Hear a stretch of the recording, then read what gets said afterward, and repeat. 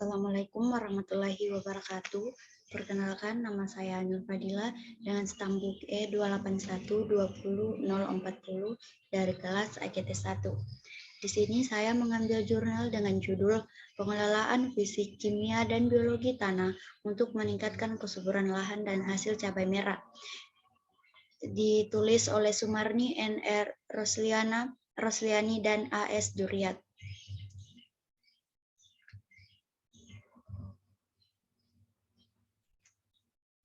Baik, adapun yang melatar belakangi dari penelitian ini yaitu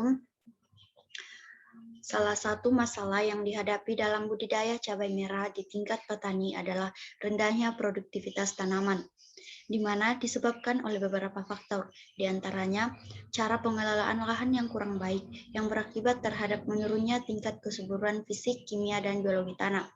Nah, dari ketiga parameter kesuburan lahan tersebut, sifat fisik tanah sangat berpengaruh terhadap kesuburan kimia dan biologi tanah. Oleh sebab itu, upaya perbaikan sifat fisik tanah secara tidak langsung akan memperbaiki sifat-sifat kimia dan biologi tanah. Nah, dari pemberian bahan organik adalah salah satu cara untuk memperbaiki sifat fisik tanah. Bahan organik dapat memperbaiki struktur tanah, meningkatkan kapasitas menahan air, pori aerasi, dan laju infiltrasi, serta memudahkan penetrasi akar. Nah, pengaruh bahan organik terhadap sifat fisik, kimia, dan biologi tanah ditentukan oleh jumlah jenis dan keadaan bahan organik, di mana peran bahan organik sebagai bahan ameliorasi tanah diharapkan meningkat apabila aplikasinya dikombinasikan dengan zeolit, di mana pemberian pupuk organik dan zeolit juga diharapkan dapat mengurangi penggunaan.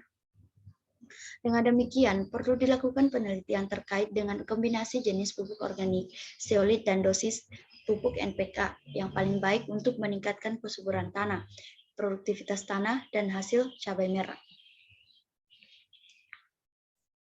Nah, adapun tujuan dari penelitian ini yaitu untuk mendapatkan kombinasi jenis pupuk organik, zeolit, dan dosis pupuk NPK yang paling baik untuk meningkatkan kesuburan tanah, produktivitas lahan, dan hasil cabai merah, di mana penelitian ini menggunakan rancangan percobaan acak kelompok faktorial dengan 3 ulangan, di mana perlakuan terdiri atas 3 faktor, yaitu faktor pertama adalah penggunaan zeolit terdiri atas tanpa zeolit dan dengan zeolit sebanyak 500 kg per hektar area. Faktor kedua yaitu pupuk organik terdiri atas pupuk kandang kuda, pupuk kandang sapi, dan pupuk kandang ayam, di mana masing-masing sebanyak 20 ton per hektar area. Faktor ketiga adalah dosis pupuk NPK, dosis pupuk K2O, dan dosis pupuk P205.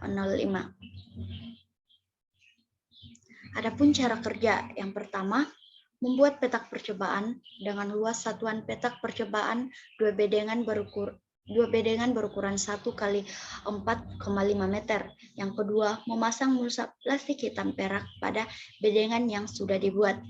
Yang ketiga, pupuk organik dan zeolit diberikan 7 hari sebelum tanam, di mana pupuk NPK diberikan 3 kali pada umur 0, 1, dan 2 bulan setelah tanam, masing-masing 1/5 dosis. Kedua, pupuk cabai merah varietas Tanjung 1 ditanam dengan jarak tanam 50 kali 60 cm, di mana tiap bedengan ditanami 2 baris tanaman. Yang terakhir, pengendalian hama dan penyakit tanaman dilakukan dengan cara penyemprotan insektisida dan fungisida seminggu sekali. Sedangkan bila tidak ada hujan, penyiraman dilakukan 3 hari sekali. Adapun parameter yang diukur yaitu pertumbuhan tanaman, di mana mencakup tinggi tanaman, luas daun per tanaman, dan bobot kering per tanaman. Yang kedua, serapan hara terdiri dari N, P, dan K saat pertumbuhan tanaman maksimum 65 hari setelah tanam. Serangan hara sama dengan bobot kering tanaman dikali konsentrasi hara dalam tanaman. Pengukuran konsentrasi NPK tanaman masing-masing dilakukan dengan metode kejal dan ekstraksi dengan HCl 25%. Parameter hasil yaitu rata jumlah dan bobot buah per tanaman dari 10 tanaman. Sifat fisika, sifat kimia, dan sifat biologi tanaman. Sifat biologi tanah. Nah, adapun hasil dan pembahasan. Pada penelitian yang dilakukan menunjukkan bahwa bobot isi tanah, ruang pori total dan kadar air tanah sebelum percobaan dan sesudah percobaan berakhir, baik pada perlakuan pemberian zeolit, pupuk kandang ataupun NPK, tidak jauh berbeda. Rata bobot isi tanah antara 0,75 sampai dengan 0,81 gram per cm kubik, di mana ruang pori total antara 6,9,41 sampai dengan 71,70% dan kadar air tanah antara 13,55 sampai dengan 14,95%.